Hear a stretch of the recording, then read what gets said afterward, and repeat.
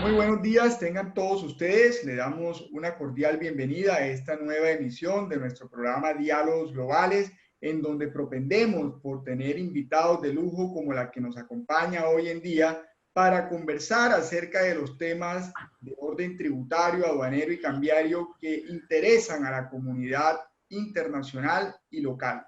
De esta forma, hoy quiero referirme a la invitada que tenemos, que es la doctora Isabel Rocaro, que nos acompaña desde Mendoza, Argentina.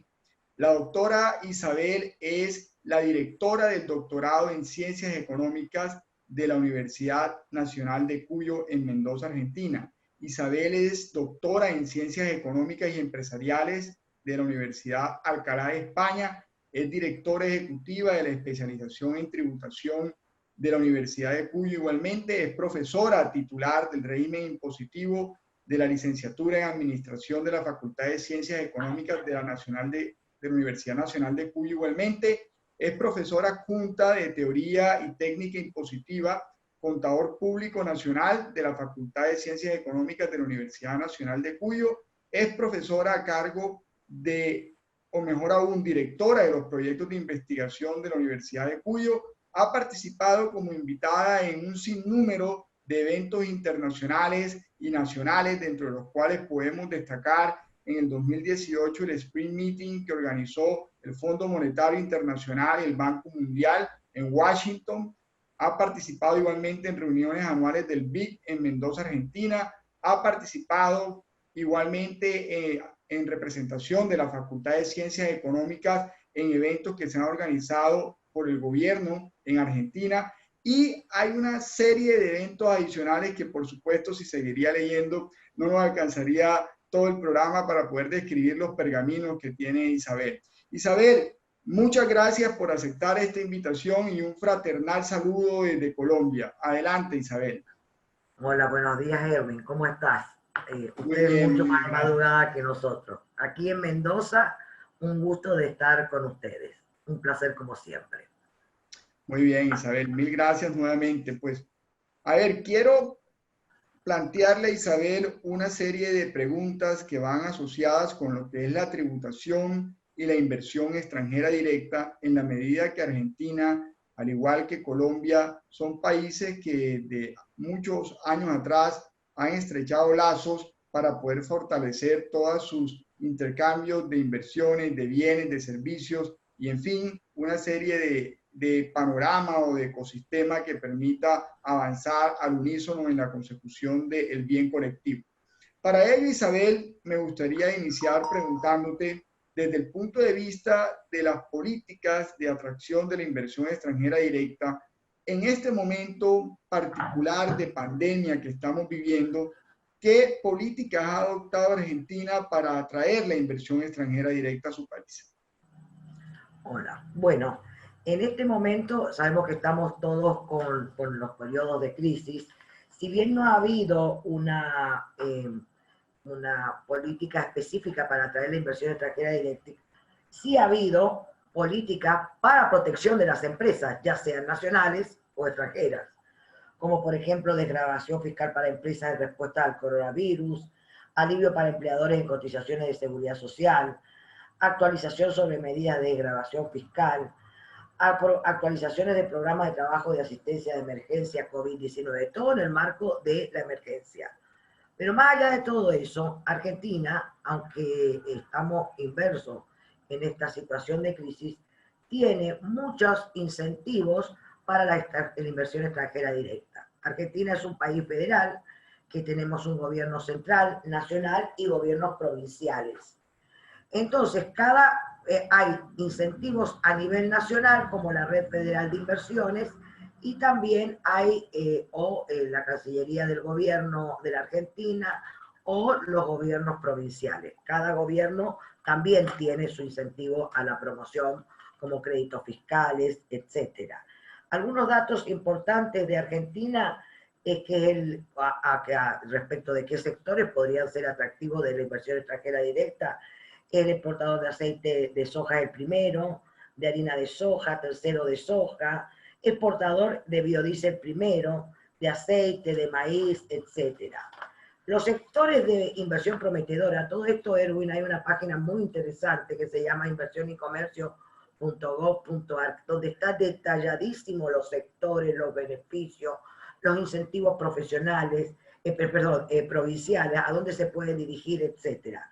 Los sectores de inversión más prometedora son petróleo y gas, minería, agronegocios, modernamente servicios basados en el conocimiento, software, etcétera, tecnología, turismo y telecomunicaciones. Por ejemplo, en el 2018, el 58% de la inversión extranjera directa estuvo dirigida al sector de petróleo y gas. Los agronegocios es un sector muy importante. Bueno, no sé qué otra cosa podría decirte. Está la Red Federal de Inversiones, como te decía, incentivos de grabaciones, financiamiento o subvención a proyectos de inversión. Por ejemplo, en la provincia de Buenos Aires, de acuerdo a la agricultura, a las actividades que vayan teniendo más desarrollada también cada provincia. Provincias que son mineras, más incentivos a la parte minera, etc. Pero hay varios, no hay uno en sí mismo. Por supuesto, tenemos otro problema adicional. Uno piensa a veces que la gente no, o las empresas no vienen porque no hay incentivos. No, las políticas macroeconómicas y las inestabilidades macroeconómicas, por más que haya incentivos, a veces también nos hacen retroceder, ¿no?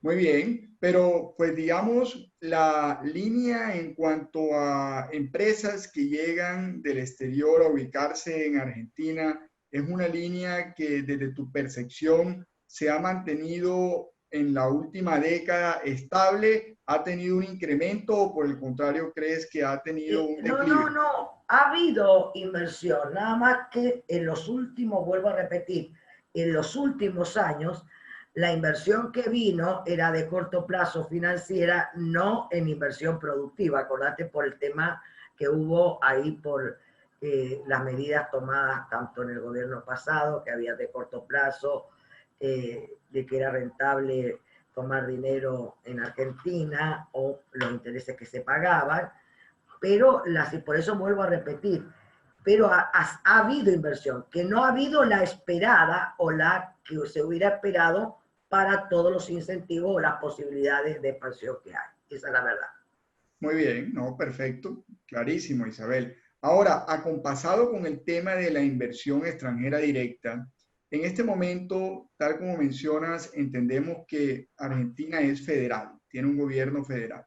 Desde el punto de vista impositivo, ¿cuál es la tasa efectiva de tributación que tendría que asumir una compañía extranjera al momento de ubicarse en el territorio argentino?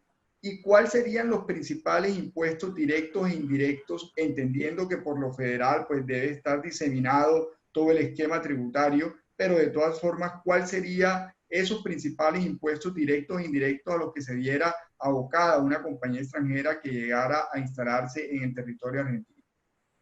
Bueno, yo voy a empezar por cuáles son los principales impuestos. Los principales impuestos que hay en la Argentina son muchísimos, te voy a nombrar, pero los que conocemos como capacidad contributiva, renta, consumo, patrimonio, dentro de la renta, el que conocemos como impuesto a la renta de persona física o humana y sociedades, acá está solo todo junto en un impuesto que se llama impuesto a las ganancias. Actualmente es el que nosotros conocemos en la jerga internacional como impuesto sobre sociedades. La tasa de impuesto corporativo es del 30% y a partir de los ejercicios que empiecen a cerrar, comiencen el 1 de enero de 2021, se reducirá a una alícuota única del 25%. También hay un impuesto retenido sobre distribuciones de dividendos y giro de beneficio del 7% que se elevará al 13% desde 2021. Eso respecto del impuesto a la renta. En Argentina se ha adoptado el criterio de renta mundial y de la fuente, o sea, los residentes en el país tributan sobre su renta de fuente argentina y de fuente extranjera y toman como pago a cuenta lo computado en el exterior o retenido en el exterior en la jerga tributaria. Y los residentes se les retiene con carácter de pago único y definitivo el impuesto a cuenta que computarán en su país de residencia, donde hacen su declaración de impuesto a la renta o impuesto a las ganancias. Después de esto tenemos los impuestos de personas físicas. Sin embargo, en personas físicas pueden ser explotaciones unipersonales, actividades individuales. Actualmente, después de la reforma del Código Civil en el 2015, se permiten las sociedades anónimas unipersonales, ¿no? También, era una acotación además. Es una alícuota progresiva en el impuesto de persona física que va del 9% hasta el 35% por escala de rentas. El otro impuesto, pero esto, perdón, tengo que hacer una aclaración, Erwin, que a lo mejor no lo hice al principio. El gobierno nacional tiene impuestos que recauda y los gobiernos provinciales también tienen impuestos que recaudan. Después tenemos los impuestos indirectos, impuestos a los consumos. Los principales son IVA, el impuesto al valor añadido o impuesto al valor agregado, como lo llamamos nosotros acá, que es del 21%, que es elevadísima la alícuota general, y hay alícuotas diferenciales del 10,5% para productos que vienen de Mercosur, que están dentro de la nomenclatura común del Mercosur. También tenemos para determinados bienes como fertilizantes, pan, etcétera, carnes, bueno, alícuotas diferenciales. Entonces, ese es el impuesto al valor agregado. Y está muy generalizada la base imponible en el sentido de que se grava la venta, locaciones y prestaciones de servicios. Pero esto a nivel nacional. Hay otro impuesto al consumo a nivel nacional, que es el impuesto interno, que es lo que se conoce como impuestos selectivos específicos, Erwin. Los impuestos a los tabacos, también actualmente a servicios como seguro y telefonía celular, alcoholes, etc. Después hay muchísimos más que te los podría nombrar después si nos queda tiempo. Y bueno, esos son. Pero a nivel provincial tenemos otro impuesto a los consumos, mitad es consumo, otro impuesto, considera que también es parte de un impuesto a la renta, que es el impuesto sobre los ingresos brutos, que van de alícuota del 3-4% generalmente, aunque las empresas industriales o de actividad primaria casi siempre están exentos. Bueno, más o menos esa es la generalidad. Y otra componente muy importante son los aportes y contribuciones a la seguridad social, como empleador. Eso. Muy bien. Isabel, ¿y qué tan estable desde el punto de vista normativo es el sistema tributario en Argentina? Es decir, ¿las modificaciones a la legislación fiscal en Argentina son frecuentes o más bien perduran en el tiempo y son extrañas las modificaciones que se hacen? Se hacen muchas modificaciones, la gran modificación, pero es un sistema impositivo estable, a ver si nos podemos entender, parece una ironía. Es un sistema tributario que se ha consolidado en los últimos años, ha habido mucho avance de buena eficiencia de administración tributaria, también el avance de la tecnología, mayor control, o sea, el que está registrado paga sus impuestos, habrá por supuesto las excepciones, pero está. Hubo una gran reforma, Erwin, no sé si creo que sí estás al tanto, que fue allá por el 2017, en diciembre, que fue una gran reforma general de todos los impuestos, donde se reformó impuesto a las ganancias, todo lo que tenía que ver con tributación internacional, donde se incluyó los servicios digitales expresamente en el impuesto al valor agregado, etcétera. Esa fue la gran reforma. Después ha habido también en 2000, sí han habido otras reformas que ya no es por el sistema tributario, sino porque son otros temas de coyuntura de macroeconómica, etcétera, como el impuesto país, que fue el año pasado, que se grava con el 30% operaciones en moneda extranjera. Sí, aquellos servicios digitales que son prestados por prestadores exteriores y utilizados en el país, se reduce al 8%. En ese sentido, sí podemos decir que tenemos una muy alta presión fiscal. Sí. Okay. No sé si he contestado bien. Te quería hacer una acotación. Sí. Hablando de que tú preguntabas de cuál es la tasa efectiva, Doing Business del Banco Mundial habla justamente de Argentina para el informe que ha sacado ahora de 2020 para otro 2019, que es el total de impuestos y contribuciones, porcentaje de la ganancia, 106,3. Exacto. Buenísimo. cuando el promedio de los América Latina y el Caribe es de 47 y de la OCDE de altos ingresos de 39,9, 40. Casi la Bueno, cuarta parte. así es, tenemos entonces una referencia muy interesante que nos da la OCDE, que siempre el Doing Business es actualizado en razón a los movimientos que año a año se dan, entonces es una fuente de consulta bien, bien interesante. Isabel, continuando en línea con este comentario que me hiciste de la tributación país que deben hacer las compañías foráneas, específicamente te quiero preguntar si una compañía extranjera que no tenga presencia en Argentina, pero sí realice venta de bienes a terceros que están ubicados en el territorio argentino, esa compañía extranjera estuviera obligada a tributar en Argentina, es decir, los ingresos que percibe se entenderían o se considerarían bajo la legislación tributaria argentina que son ingresos de fuente nacional para esa compañía extranjera proveedora de bienes al tercero ubicado en Argentina, o son ingresos considerados como de fuente extranjera y por ende entonces no deberían tributar en Argentina. Mira, en la Argentina, entre el concepto entre sociedad residente y sociedad extranjera, el establecimiento permanente fue definido por el modelo de la OCDE. Y la legislación argentina amplió su contenido para incluir además los resultados de servicios por un proveedor no residente, incluyendo los servicios, por ejemplo, por consultores dentro del territorio nacional por una duración total mayor a 6 meses dentro de un periodo de 12 meses. También se ha grabado, como te decía, los servicios digitales por el impuesto al valor agregado.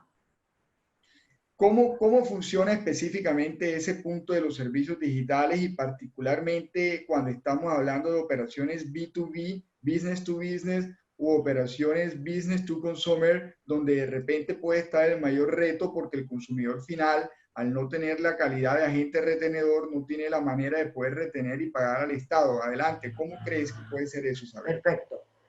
Bueno, la última modificación que se hizo con la 27430 allá por fines de 2017, que fue una reforma integral, total y positiva, nuestro impuesto al valor agregado define, por ejemplo, en el artículo primero que está grabada la venta de cosas muebles, en el inciso B las obras, locaciones y prestaciones, pero dice realizar en el territorio de la nación. En el inciso, las que son exportaciones no se consideran, son aquellas que no se consideran realizadas en el territorio de la nación, aquellas prestaciones efectuadas en el país cuya utilización o explotación efectiva se lleve a cabo en el exterior. Su inciso D, al que ahí quedaba una ambigüedad si se ponían, si entraban dentro de todos los servicios digitales, ya estaba y decía que estaban grabadas las prestaciones comprendidas en el inciso E, realizadas en el exterior, cuya utilización o explotación efectiva se lleve a cabo en el país. Esta es la característica. Pero era para responsables inscritos dentro del impuesto, que decir, aquellos que sean sujetos responsables ante la administración tributaria. Se amplió expresamente el inciso E que dice los servicios digitales comprendidos, prestados por un sujeto residente o domiciliado en el exterior cuya utilización o explotación efectiva se lleve al cabo en el país. ¿Cuál quedarían comprendidos acá? Los B2C. En el inciso D estaban los business to business. Ahora quedarían comprendidas business to consumer, que eran los que habían quedado fuera. Hay, además, el inciso del artículo 3 hace una descripción muy detallada de qué tipo de servicios digitales. Dentro entraría, por ejemplo, los prestados por Netflix, HBO, etcétera. Quedan expresamente grabados. Y serían cómo se cobrarían por los intermediarios de tarjeta de crédito, etcétera. O si no, el consumidor. No sé si he respondido. No, perfectamente. Pero recién, ahora que estamos hablando de extranjeros, no sé si quedé clara cuando preguntabas de una empresa extranjera. También una de las cosas que se modificó y que hay que tener en cuenta para establecer si tiene establecimiento permanente en el país. Y si no, será una renta de fuente extranjera. Después es muy complejo, pero más o menos hay que ver esas precisiones, que a lo mejor no lo había dicho. Y otra cosa que es importante, tenemos también tributos al comercio exterior, lo que nosotros conocemos como impuesto de importación o aranceles, derechos de exportación. También tenemos lo que se llama tasa estadística para productos que ingresen que no son del Mercosur. Y también tenemos impuesto a pasaje aéreo al exterior. y se grabó expresamente con este tipo de tributo, o sea, con retención a las exportaciones, la exportación de servicios al 5% cuando el servicio se entrega en Argentina y es usado en el extranjero y no existe una relación laboral entre proveedor y destinatario del servicio. Es decir, ese 5% que me dices que se carga a las exportaciones está dado como De un impuesto servicios. de Está dado servicio. como un derecho de exportación. Escapa a lo que es IVA, por ejemplo, o impuestos internos, que dice que por el principio de destino no están grabadas las exportaciones. Esto es un derecho de exportación, está dentro del acápite de tributos al comercio exterior, no de los tributos dentro del territorio, o de los impuestos a los consumos que conocemos con nuestro principio de destino, Erwin. Ok, muy bien, perfecto. Es como estaría la soja, por ejemplo, los hidrocarburos, etcétera. En general hay una tasa del 0,35 para determinados productos de acuerdo al código arancelario, etcétera. No vamos a explayarnos porque es muy específico también ahora. Muy bien, no, no, clarísimo, clarísimo, Isabela. Ahora, entrando, digamos, en el terreno de lo que es la relación colombo-argentina o de Argentina-Colombia, desde Argentina, ¿qué avances se han tenido para lograr suscribir un acuerdo que permita evitar la doble tributación entre Colombia y Argentina o entre Argentina y Colombia? Bueno, Argentina tiene en la página de la FIP todos los convenios para evitar la doble imposición. Están, uno hace clic ahí, afip.gov.ar, están los convenios suscritos. Sin embargo, con Colombia, el convenio para evitar la doble imposición está pendiente de suscripción. Tal cual está escrito el convenio, o sea, está acordado, falta la signataria, digamos, para que ya entre en vigencia. Es un convenio entre la República de Colombia y la República Argentina para la eliminación de la doble tributación con respecto a los impuestos sobre la renta, el patrimonio y la prevención de evasión y elusión tributaria y su protocolo. Aún está pendiente. No he tenido más he buscado, he averiguado, pero no, hasta ahí. Está igual con Alemania y con Israel. Muy bien. En este momento, ¿qué tanto interés consideras desde tu perspectiva que puede tener el gobierno para que ese convenio sea una realidad prontamente? ¿Cómo percibes tú el ambiente en este momento para avanzar en esa dirección? Yo creo que está muy a favor, nada más que estamos imbuidos por una crisis que tiene que ver con esta pandemia y este COVID. O sea, hay mucho interés porque siempre Colombia y Argentina han tenido muy buenas relaciones. Esto es importante destacarlo. Tenemos quizás más distancia en geográfica, pero siempre Argentina y Colombia han tenido muy buenas relaciones. Y de hecho también Colombia con Mercosur. Está, por ejemplo, el acuerdo de complementación económica número 72, que se firmó Colombia-Mercosur, que se suscribió, es el ACE número 72, que se suscribió el 21 de julio de 2017. Ante la ADADI fue depositado el 4 de octubre de 2017. Y, por ejemplo, la entrada a vigor, la aplicación entre Colombia y Argentina se suscribió para el 20 de diciembre de 2017, aplicación entre Colombia y Brasil el 20 de diciembre de 2017, la aplicación entre Colombia y Uruguay el 11 de julio de 2018 y Colombia y Paraguay 29 de 2019. Esto habla de las buenas relaciones, no solo de Argentina, sino también de Mercosur. Muy bien, Isabel. Y hablando de esos bloques comunitarios de integración económica, hoy en día tenemos la Alianza del Pacífico que va también en el sentido de establecer beneficios para que los diferentes asociados de los territorios que la conforman tengan una serie de facilitaciones para llevar a cabo un universo de actividades, tanto de bienes como de servicios. Desde esa perspectiva, en el marco del Mercosur y de la Alianza del Pacífico, se están gestando unas convergencias para poder llevar a cabo una maximización de los beneficios que las dos áreas de integración pueden tener. Desde el punto de vista de Argentina, ¿qué percepción tienes para avanzar en esa convergencia, particularmente en lo que respecta a la relación con Colombia, Isabel?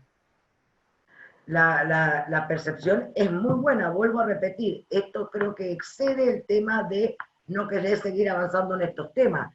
En la coyuntura, o el tema estructural lo sabremos con el tiempo, que está dando esta pandemia, pero se sigue avanzando en esa atractiva para poder seguir. De hecho, por ejemplo, esta alianza Pacífico, que tiene que ver con todos los países que dan al Pacífico, ¿no? Nosotros Mendoza, te lo digo especialmente por Mendoza, nosotros somos el principal paso con Chile. Y nuestro destino, mucho de exportaciones, es por el lado del Pacífico. Entonces también desde el punto de vista de Mendoza, también es si bien Mendoza es una provincia, no es el país, también hay mucha intención de seguir avanzando en ese tema. Hay intenciones favorables, Erwin, nada más que la coyuntura nos ha llevado a que esto parezca, aunque se siga avanzando, pues está ahí. Isabel, y finalmente quisiera preguntarte, en medio de esta situación de COVID-19 en que nos encontramos, ¿cómo ha sido ese proceso de reactivación de la economía argentina? Porque pues entendería que al igual que ha ocurrido en todos los territorios, hubo un momento de acuartelamiento absoluto. A partir de esta reactivación paulatina, ¿cómo ha sido, digamos, ese proceso en Argentina y cómo se percibe estos rebrotes que están anunciados en Europa y que de repente, Dios no permita, pudieran llegar a alcanzar territorios como el nuestro? Y Erwin, al principio fue durísimo, durísimo porque realmente fue una cuarentena. Y no te olvides que Argentina ha sido una de las cuarentenas más largas que se ha llevado. También tenemos diferencias, es un país muy grande, 45, casi ya más de 40 millones de habitantes. La mitad más uno del país está en Buenos Aires, entonces también esa es otra temática. Se han ido reabriendo en distintas jurisdicciones en distintos tiempos. Te hablo esta acotación porque tiene que ver con nuestra extensión, con nuestras realidades, etcétera. A veces lugares ha habido mayor reapertura, otros no. Hay casos que han seguido aumentando. Te pregunta la gente, ¿sirve la cuarentena? No sirve. Ya la verdad que estamos todos ahí viendo y tratando de las autoridades analizar cuáles son las mejores medidas posibles. Y sí hay una preocupación por el rebrote que se ha dado en Europa. Pero también a veces el estar en la cola también es positivo porque uno puede aprender qué se puede ir haciendo.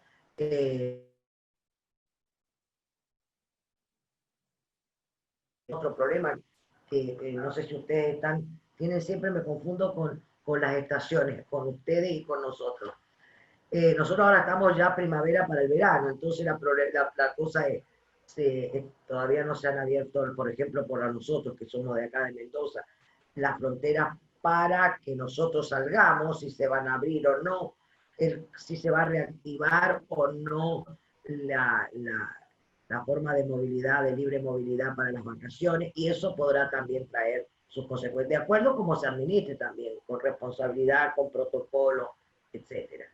No ha sido parejo, Erwin, porque tenemos realidades. Buenos Aires es la mitad más, como dice, hay un dicho acá, Dios, Dios está en todas partes, pero atiende en Buenos Aires, porque es la mitad más uno del país, la verdad. Nosotros estamos al otro extremo. Entonces, el norte tiene otra realidad, el sur tiene otra realidad. Hay lugares que se vive más tranquilo, que hay menos densidad poblacional, porque también este COVID ha puesto de manifiesto que los grandes aglomerados, las grandes capitales se han visto con más acuciantes problemas, por lógico, por la densidad de población, por etcétera, etcétera, la infraestructura, que a lo mejor lugares, aunque esté un poco más retirado, no es absoluto lo que estoy diciendo, pero todos esos factores son para tener en cuenta. No sé si he respondido tu pregunta. Claramente y con una amplitud magnífica.